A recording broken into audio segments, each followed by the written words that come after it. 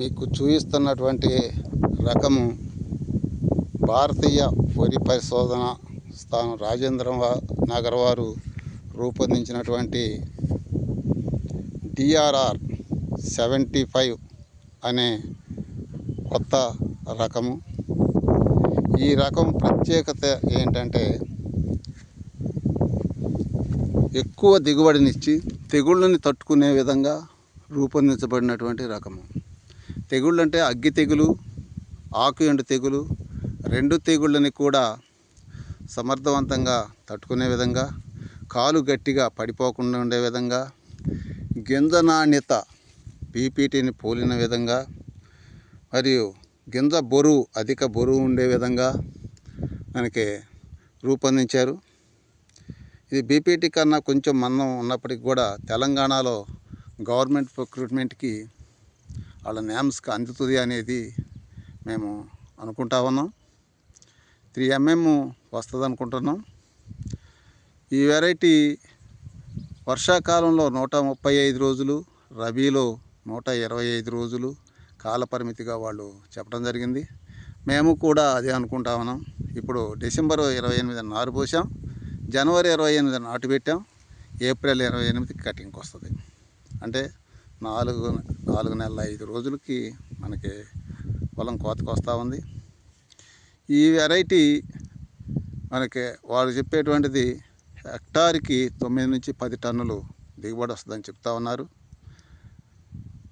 చేను చూసినా కూడా అలానే ఉంది.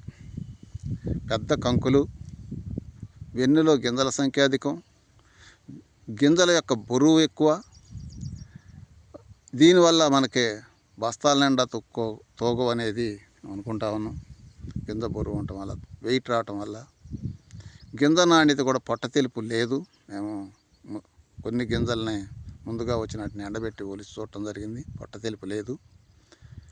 ఇట్లాంటి రకాన్ని భారతీయ వరి పరిశోధన సంస్థ వారు మన ఏపీ, తెలంగాణ రాష్ట్రాలకు మొదటి సంవత్సరంగా అందించారు. ఇది రైతుల్లోకి ఎక్కువ మందికి వెళ్ళాలంటే మన KVKల ద్వారా వాళ్ళకి కొన్ని కిట్స్ రైతులకి ప్రతి జిల్లాకి కూడా ఎక్కువ మంది రైతులకి అందజేసినట్లయితే బాగుంటుందనేది నా ఉద్దేశం.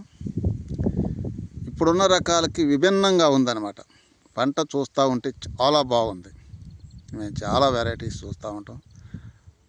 ఈ వెరైటీ అందులో ఒకటి చాలా బాగుంది. ఇది ఇప్పుడు రబీ సీజన్లో మేము 50 బస్తాలు ఈజీగా వస్తుందని మేము అనుకుంటా ఉన్నాం. రేపు కోత కోసిన తర్వాత పూర్తి డీటెయిల్స్ చెప్పుకుందాం. మనం ఈ భారతీయ వరి పరిశోధన సంస్థ ఇట్లాంటి రకాలని రూపొందించినందుకు గాను వారికి ఎంతో రుణపడి ఉన్నాం.